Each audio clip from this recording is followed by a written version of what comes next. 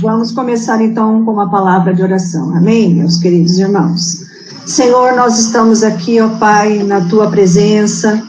Senhor, nós queremos declarar nessa manhã que nós não temos outro bem além de Ti, que o Senhor é o nosso Deus.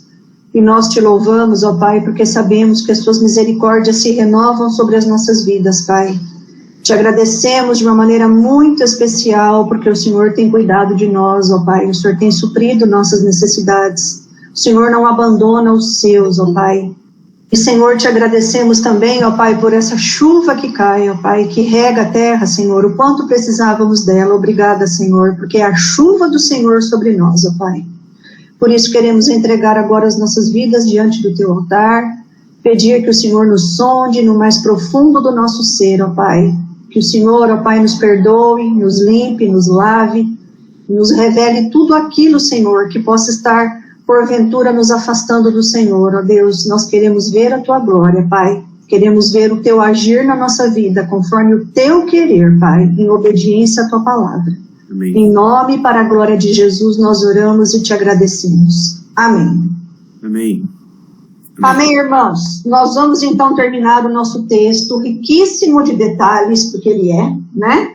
Lá em Tiago, capítulo 4, eu só vou ler, né? A partir do versículo 1, porque o texto é do versículo 1 ao versículo 10, mas hoje nós vamos ficar entre os versículos 8, 9 e 10, tá? Para terminarmos. Então vamos lá. Tiago, capítulo 4, diz assim a partir do versículo 1 para nós lembrarmos, né, o que estamos estudando. De onde procedem guerras e contendas que há entre vós? De onde, senão dos prazeres que militam na vossa carne? Cobiçais e nada tendes, matais e invejais e nada podeis obter. Viveis a lutar e a fazer guerras. Nada tendes porque não pedis. Pedis e não recebeis porque pedis mal, para esbanjardes em vossos prazeres. Infiéis, não compreendeis que a amizade do mundo é inimiga de Deus? Aquele, pois, que quiser ser amigo do mundo, constitui-se inimigo de Deus. Ou supondes que em vão afirma a Escritura, é com ciúme que por nós anseia o Espírito que ele fez habitar em nós? Antes ele dá maior graça, pelo que diz Deus resiste aos soberbos, mas dá graça aos humildes. Sujeitai-vos, portanto, a Deus, mas resisti ao diabo, e ele fugirá de vós. Chegai-vos a Deus, e ele se chegará a vós outros. Purificai as mãos, pecadores, e vós que sois de ânimo dobre, limpai o coração. Afligi-vos, lamentai e chorai. Converta-se o vosso riso em pranto e a vossa alegria em tristeza. Humilhai-vos na presença do Senhor, e ele vos exaltará. Irmãos, a partir do versículo 7, que nós vimos, na verdade, na outra aula, o versículo 7, nós temos aqui ordens imperativas de Deus para nós. Então, o versículo 7 tem duas ordens que nós já vimos. Sujeitai-vos e resisti, né? Sujeitai-vos a Deus e resisti ao diabo, que ele fugirá de vós.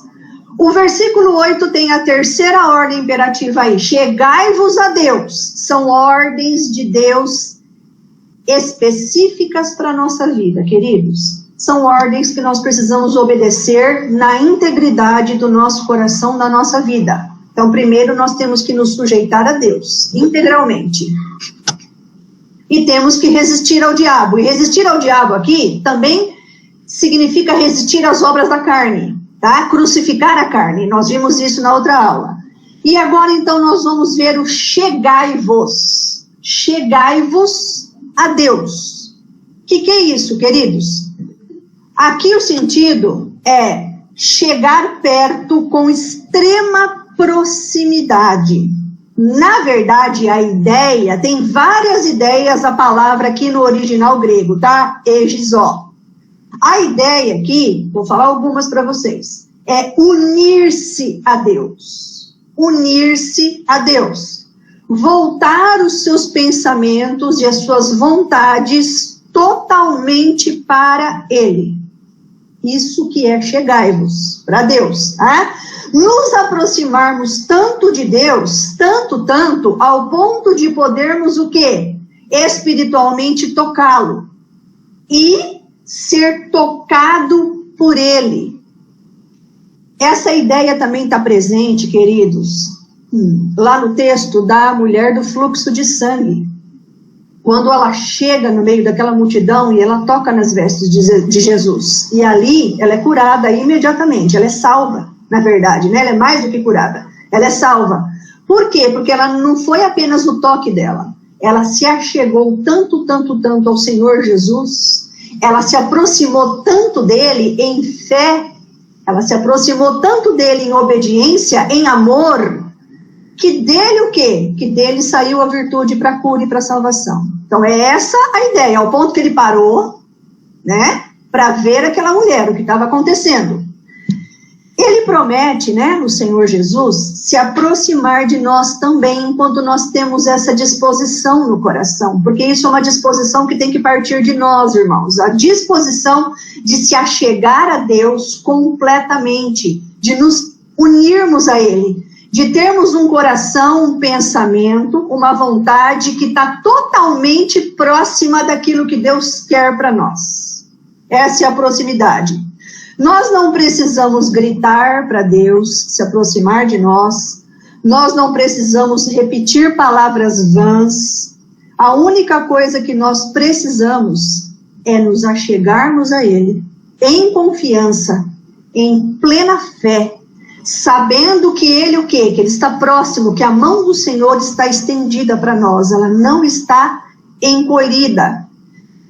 O Salmo 16:8 diz assim para nós: tenho sempre o Senhor diante de mim, porque Ele está à minha direita, não serei abalado. Então a ideia do salmista aqui é: eu tenho sempre o quê? Uma proximidade com Deus, eu me achego a Deus todos os dias, o tempo todo, porque ele tem a confiança de que o Senhor está à sua direita, ou seja, está unido a Ele. Por isso ele não será abalado.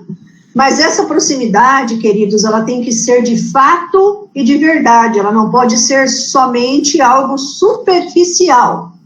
Algo que nós falamos da boca para fora, mas que na verdade não acontece. Há um texto aqui em Malaquias, capítulo 3, versículos 6 e 7, que diz assim: por isso eu, Senhor, não mudo. Olha que promessa maravilhosa. Por isso vós, ó filhos de Jacó, não sois consumidos. O povo estava em pecado ali, né? Por isso essa palavra. Aí diz assim o versículo 7. Desde os dias de vossos pais vos desviastes dos meus estatutos e não os guardastes, tornando-vos para mim. E eu me tornarei para vós outros, diz o Senhor. Tornai-vos para mim. E eu me tornarei para vós outros, diz o Senhor dos Exércitos. Mas vós dizeis, em que havemos de tornar? Então, Deus, em toda a história da humanidade, né? Desde Adão e Eva, desde o Éden, sempre ele está dando a mesma palavra para o seu povo: achegai-vos a mim. A palavra tornar aí é se achegar. Achegai-vos a mim, e eu me achegarei a vocês. Achegai-vos. Tem outro texto aqui em Zacarias 1:3. Portanto, diz-lhes, assim diz o Senhor dos Exércitos, tornai-vos para mim, diz o Senhor dos Exércitos, e eu me tornarei para vós outros, diz o Senhor dos Exércitos. Então a palavra é muito clara, queridos. Nós precisamos nos achegar a Deus constantemente, todos os dias. Porque quando nós nos afastamos dele, nós não recebemos o quê? A comunhão que ele tem para dar para cada um de nós. A intimidade do Senhor é para aqueles que o buscam, para aqueles que o temem. Então, o chegar a Deus é realmente o quê? É buscar a intimidade do Senhor, né? E quem busca a intimidade dele, ele se revela a cada um de nós. Isso também é bíblico. Interessante, irmãos, que essa palavra, a mesma palavra de chegai-vos, ela tem um outro significado muito interessante. Ela aparece lá em 1 Pedro, isso aqui é algo que quando eu estava pesquisando essa aula aqui, fazendo essa aula, eu encontrei. Lá em 1 Pedro 4, versículo 7, diz assim, ó, o fim de todas as coisas se aproxima. Essa palavra também é utilizada no grego para descrever o quê? Que o reino de Deus está próximo. Na verdade, aqui é a ideia escatológica da volta de Jesus, tá? O fim de todas as coisas se aproxima. Essa palavra se aproximar é a mesma que é utilizada para se achegar a Deus. Então, veja bem, a volta do Senhor Jesus, o reino de Deus já existe dentro daqueles que é salvo, ok? Já está em nós. O reino de Deus já está presente de uma maneira falando espiritualmente, já está em nós. Mas o que ele está dizendo aqui, Pedro, é que esse reino de fato e de verdade, com a volta de Jesus, ele já está o quê? Ele já está tão próximo, tão unido a nós, que ele vai acontecer a qualquer momento. Isso significa que a volta de Jesus é iminente, irmãos, né? Iminente significa a qualquer momento vai acontecer. E nós precisamos estar o quê? Preparados. Como? Sujeitando-se a Deus, resistindo ao diabo, né? E nos achegando a ele. Ou seja, nós como salvos, precisamos estar preparados, porque esse reino, essa chegada é iminente. É Deus, então, queridos, quando nós vemos, né, esse texto aqui, de chegai-vos a Deus, é Deus nos chamando a um relacionamento íntimo todos os dias. Toda hora, a todo momento, Deus está nos chamando para um relacionamento íntimo. Devemos nos aproximar de Deus com todo o nosso coração. Diferente do que nós lemos ali, o povo lá em Zacarias e lá em Malaquias, que não se aproximava de Deus com todo o seu coração, mas apenas o quê? De palavras, né? Isaías 29:13 diz assim, o Senhor disse, visto que esse povo se aproxima de mim, e com a sua boca e com seus lábios me honra, mas o seu coração está longe de mim, olha lá, tá? E o seu temor para comigo consiste só em mandamentos de homens, que maquinalmente aprendeu. Então, queridos, a gente não pode cair, tá? Naquela situação diária em que a gente está buscando a Deus, está orando, está lendo a Bíblia, e isso se torna uma coisa mecanizada em nós, é só da boca para fora. Deus quer que a gente pare tudo o que a gente está fazendo e busque a Ele de todo o nosso coração. E busque a Ele na integridade do derramar da nossa alma. É isso que Deus quer de nós. Jeremias 29:13 é um texto conhecido. Buscar-me-eis e me achareis, quando me buscardes de todo o vosso coração. Né? E aí diz lá o versículo 14, serei achado de vós, e farei mudar a vossa sorte. Né? Mateus 15, versículos 7 e 8. Olha o que Jesus fala aqui.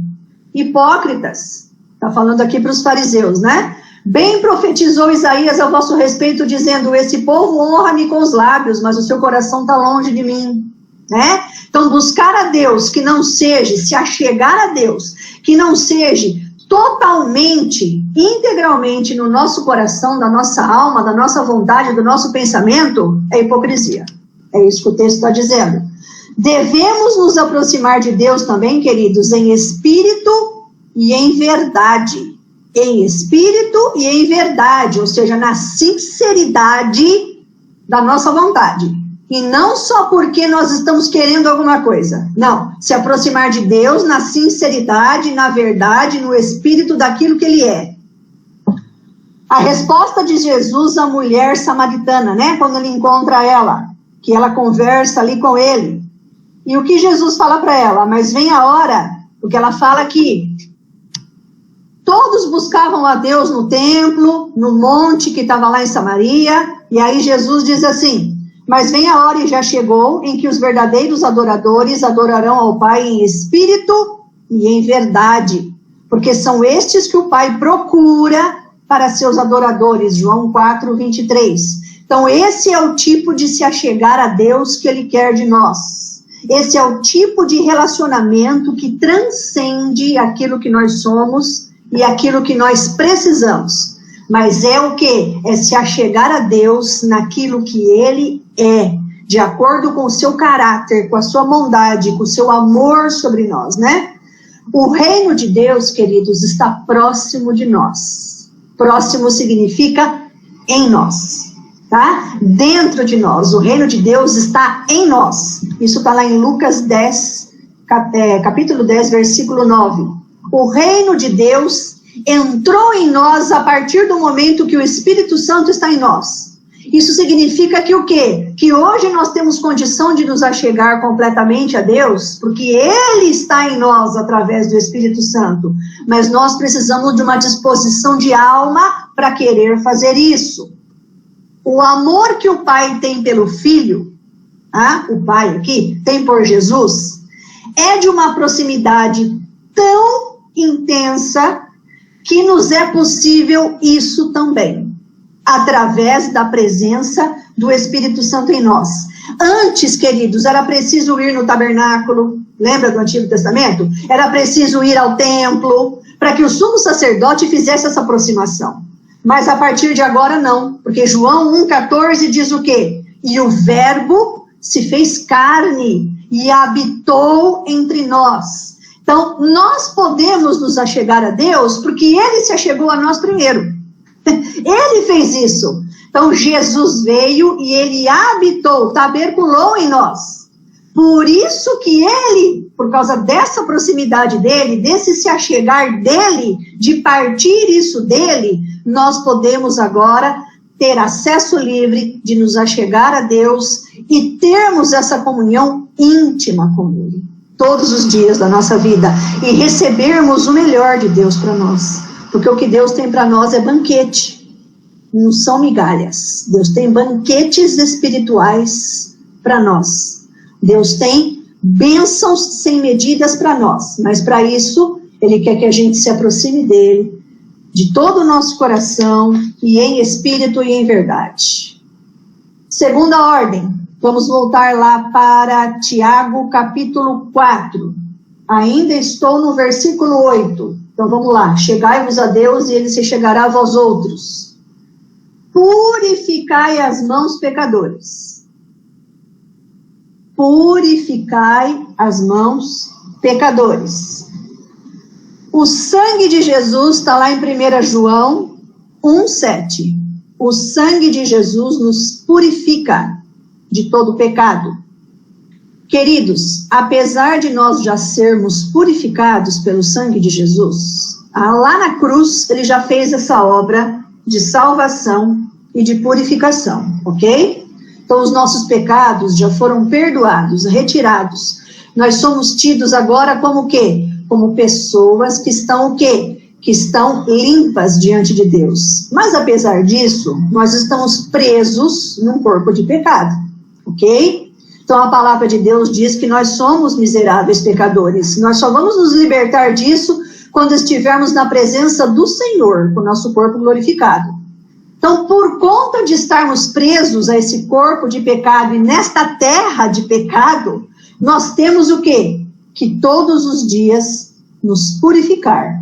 É o que está dizendo aqui, tá? Nós temos que purificar as mãos, pecadores, e vós que sois de ânimo dobre. Olha o texto lá, limpai o coração. Queridos, a palavra então aí, purificar, é confessar continuamente o nosso pecado e nos, o quê? E nos tornarmos limpos diante de Deus, tá? 1 João, capítulo 1, diz o seguinte aqui para nós, os versículos 8 e 9. Se dissermos que não temos pecado nenhum, a nós mesmos nos enganamos, e a verdade não está em nós. Olha lá. Se confessarmos os nossos pecados, Ele é fiel e justo para nos perdoar os pecados e nos purificar de toda injustiça. Pecado confessado, queridos, é o quê? É nos tornarmos limpos, purificados. É nos tornarmos o quê? Diante de Deus apresentáveis como Ele quer que a gente esteja. Então, pecado confessado é pecado esquecido por Deus. Perdoado. É isso que Ele está dizendo.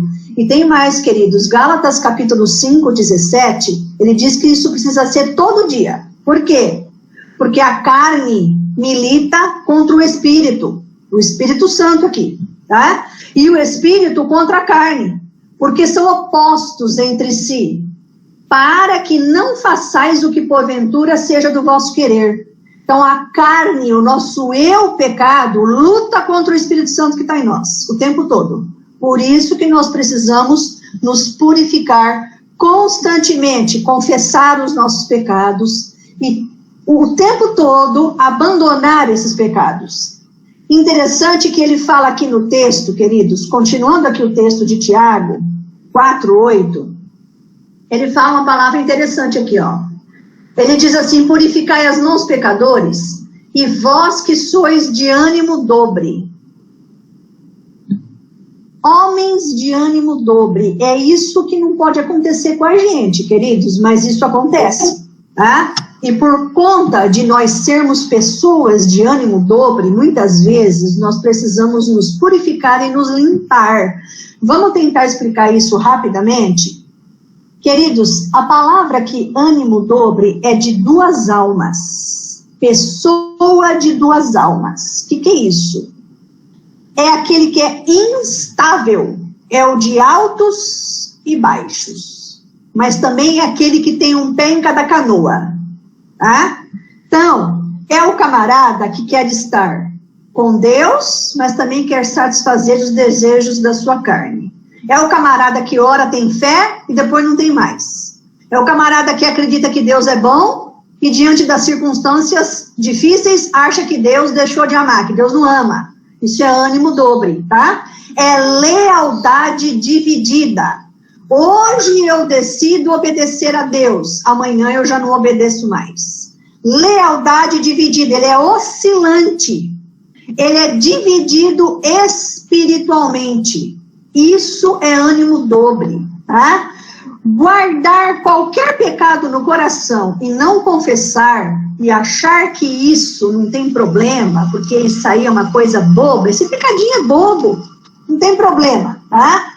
Causa pecados guardados no nosso coração e essa oscilação que muitas vezes nós temos na nossa fé, tá? Esse ânimo dobre, de hora a gente tá e hora a gente não tá. Hora a gente tá em cima, hora a gente tá embaixo. Hora a gente tá com fé, hora a gente não tá. Hora a gente ama Deus, hora a gente não acha que Deus não nos ama. Essa oscilação espiritual dentro de nós, de alma, ela causa, segundo a psicologia, não sou eu que estou dizendo, tá? Uma pressão enorme no nosso sistema nervoso central. Ok, queridos? E essa turbulência nos faz adoecer. Esse ânimo dobre nos adoece, além de ser um pecado diante de Deus. Né? Isso é chamado, queridos, de pensamento ou sentimento desarmônico. Ok? Eu não vou me ater muito a isso, porque quando nós falarmos lá na frente sobre aliança, esse tema volta, tá bom? Mas o que é isso aí? Isso é a contradição entre a maneira como uma pessoa pensa e a maneira como ela se comporta. Então, hoje eu estou vivendo um problema terrível. Eu sei que a Bíblia diz que Deus é Senhor de todas as coisas, que Deus está no controle. Mas as minhas atitudes mostram o contrário. Tá? Isso que é pensamento e sentimento desarmônico. É a maneira como nós nos comportamos que está o quê? Em dissonância com aquilo que nós entendemos, que nós sabemos que é a verdade. Tá? Ações que estão em desarmonia com aquilo que a gente acredita. Eu sei biblicamente que a mentira é pecado, mas eu minto. E aí eu não abandono esse pecado. Então, tudo isso é ânimo dobre. Está tudo relacionado. Tá?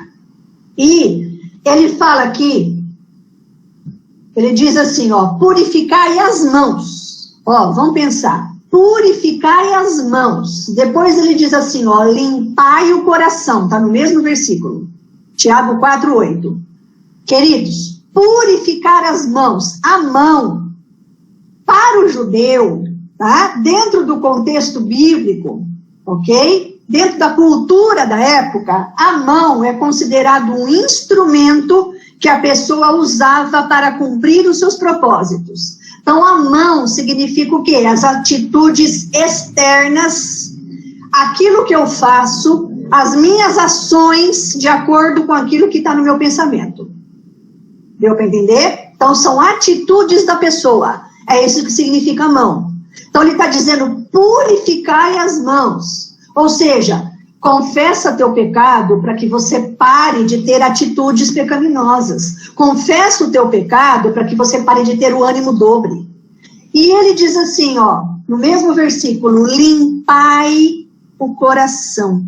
Limpai o coração. O limpar o coração aqui é santificar-se, tornar-se santo, é ficar livre da contaminação do pecado. Então é purificar de dentro para fora. Então esse texto é muito interessante. Vamos fechar ele aqui para a gente ir para o próximo?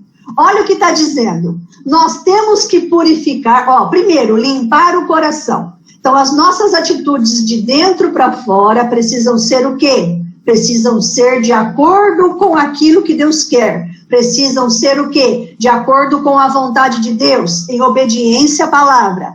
Então, as nossas o quê? Os nossos pensamentos, os nossos sentimentos, as nossas intenções internas precisam estar o quê? Limpas. Ok? E, consequentemente, o que vai acontecer?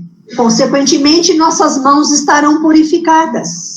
Por quê? Porque aí as nossas atitudes serão de acordo com os nossos desejos e as nossas vontades que já estão limpas perante Deus, pecados confessados.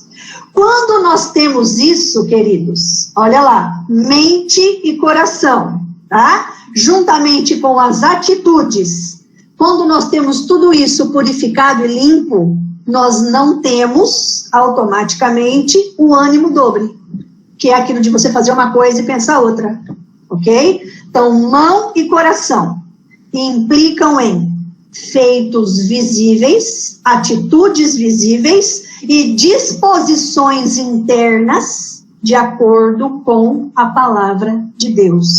Aonde que está isso? Salmo 24, versículos 3 e 4. Quem subirá ao monte do Senhor? Quem há de permanecer no seu santo lugar? Olha lá, na presença dele. Quem pode se achegar a Deus? É isso que está dizendo aí. O que é limpo de mãos e puro de coração. Tá? Aí o resto do versículo diz assim, que não entrega a sua alma à falsidade e nem jura dolosamente. Ou seja, atitudes e mente e coração purificados e limpos, que não tem ânimo dobre. E aí nós vamos para o outro. Vamos lá, queridos. Voltando aqui então para Tiago 4, vamos agora para o versículo 9. Tiago 4, 9.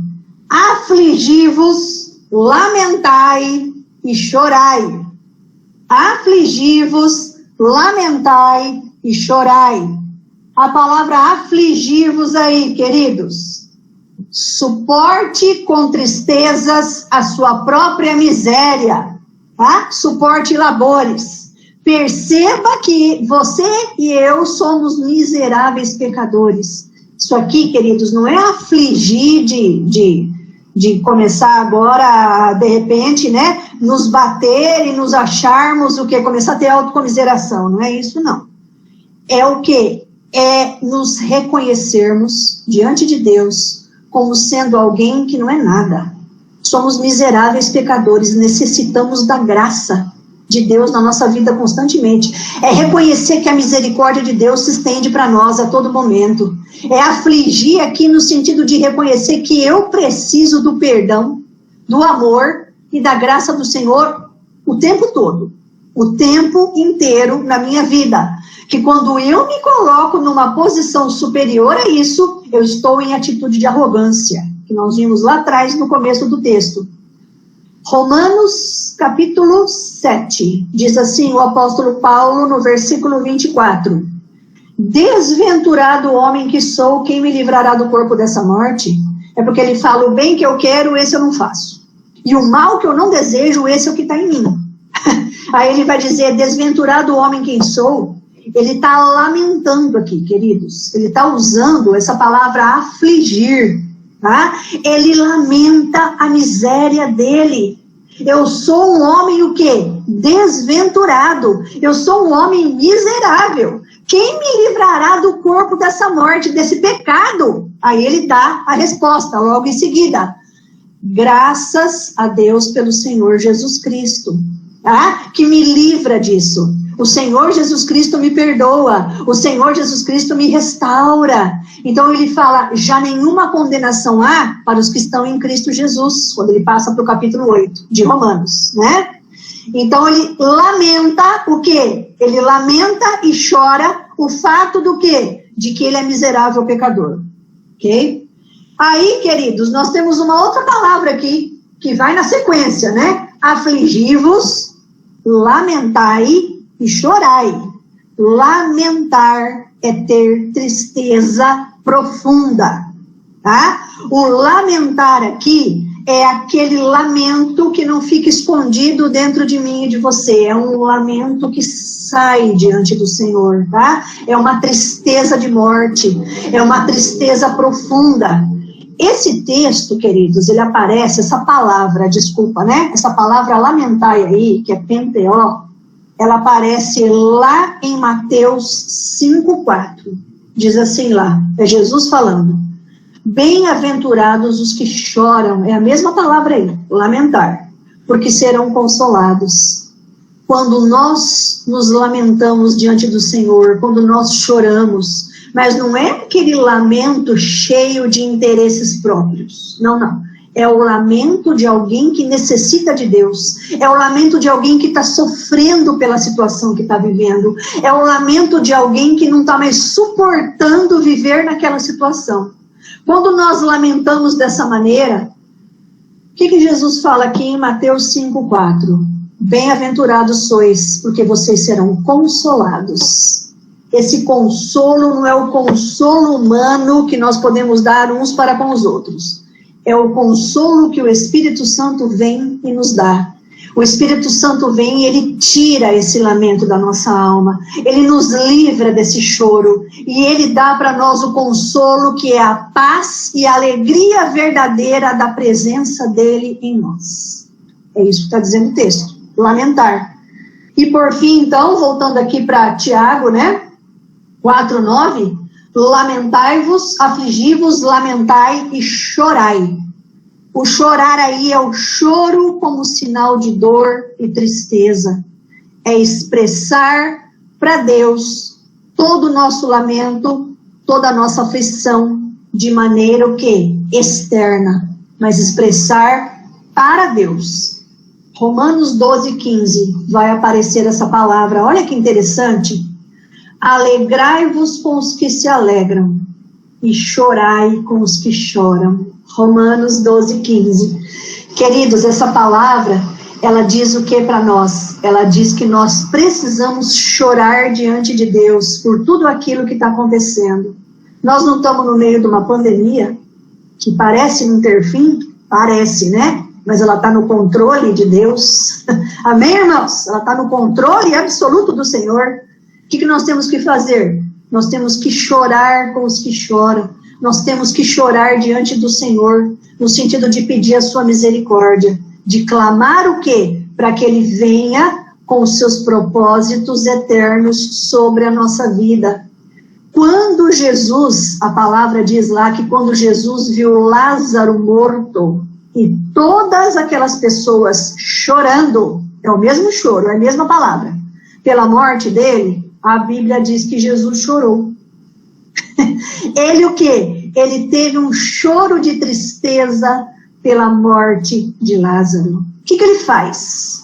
Ele reverte a situação, ele vai lá e ressuscita Lázaro. O que o Senhor Deus faz quando nós choramos, lamentamos e nos afligimos diante dele? Ele reverte essa situação em nós. Ele nos traz alegria verdadeira. Ele muda a situação. Ele muda as circunstâncias. Ele muda o choro. E ele traz o quê? Vestes de alegria para a nossa vida. É isso. Só o Senhor é capaz de fazer isso, queridos. E por fim, vamos então agora para o versículo 10. Humilhai-vos na presença do Senhor, e Ele vos exaltará. Desculpa, queridos. Faltou um aqui no versículo 9, voltando. Afligi-vos, lamentai e chorai. Faltou o converta-se. Ainda no versículo 9 do capítulo 4 de Tiago. Converta-se o vosso riso em pranto e a vossa alegria em tristeza. Isso significa por causa do pecado, tá, irmãos? É converter o riso em pranto por causa do pecado. É isso que ele está dizendo. Converter aqui, literalmente significa colocar em outro lugar. Efetuar mudança no estado e na condição.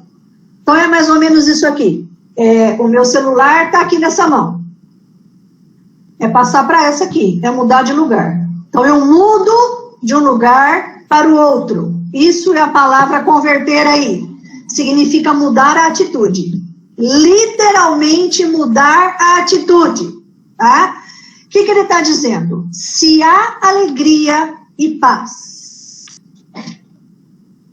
quando nós estamos conformados com o mundo, ou seja, quando nós estamos vivendo na nossa vidinha aqui, e a gente o quê? Começa a se conformar com o nosso pecado, com as coisas que o mundo nos oferece, e a gente começa a ter alegria e paz nisso, mude isso imediatamente. Converte isso já. Muda isso de lugar. Muda de atitude.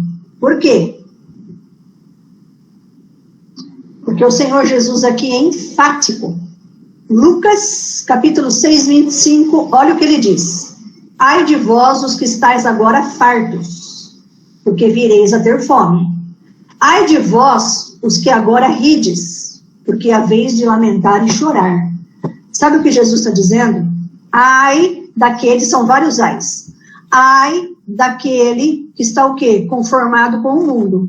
Que está feliz e sossegado no seu pecado e o quê? Na mediocridade da sua vida cristã.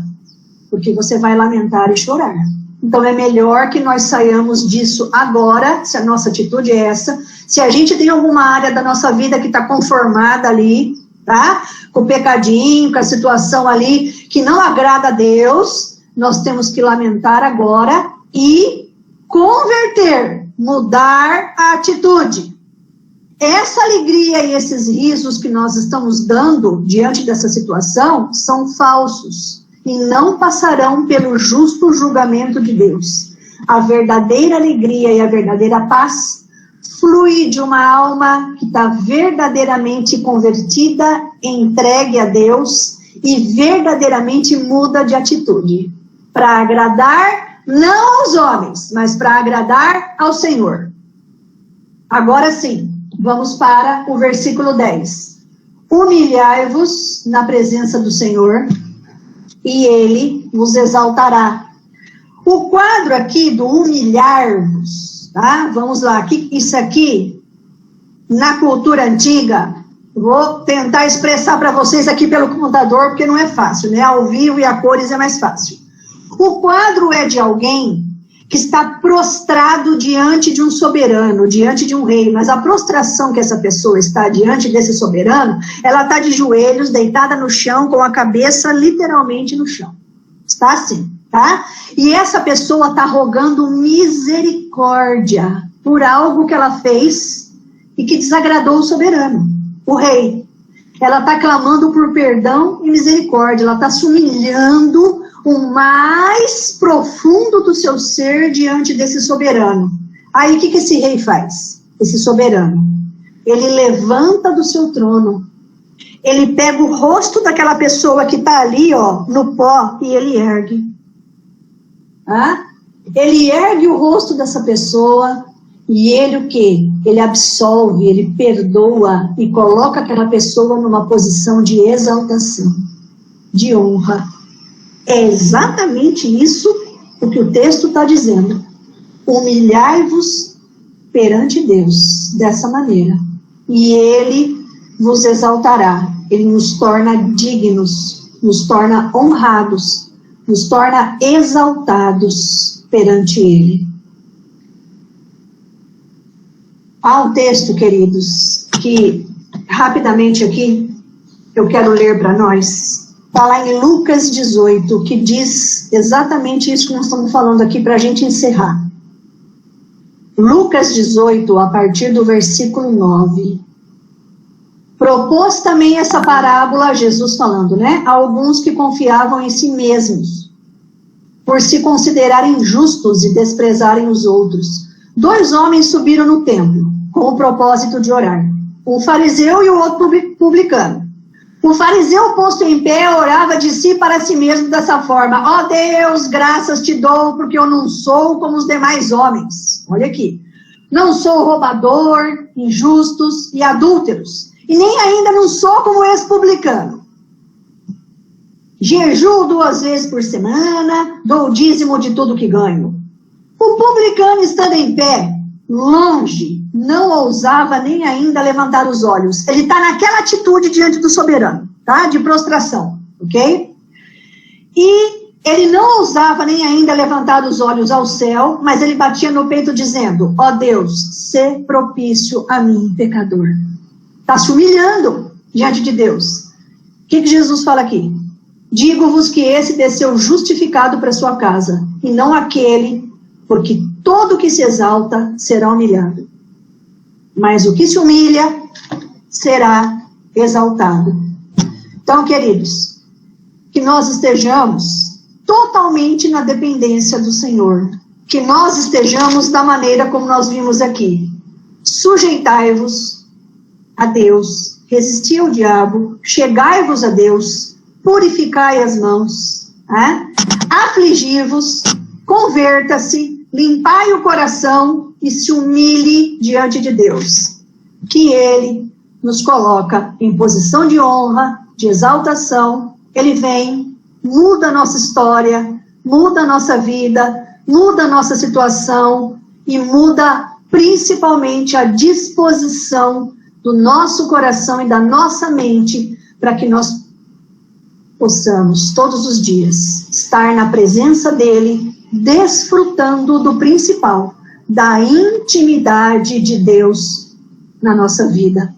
O que nós temos que fazer, queridos, é pegar essa palavra, eu e vocês, e orarmos de acordo com essa palavra diante de Deus. Porque quando nós oramos e nos colocamos diante de Deus, de acordo com a palavra dele, ele vem e muda a nossa vida. Amém? Estamos encerrando, então, esse estudo, queridos, de Tiago, capítulo 4, versículos de 1 a 10. Vamos orar? Eu vou pedir mais uma vez que o pastor que está na sala ore por nós. Amém?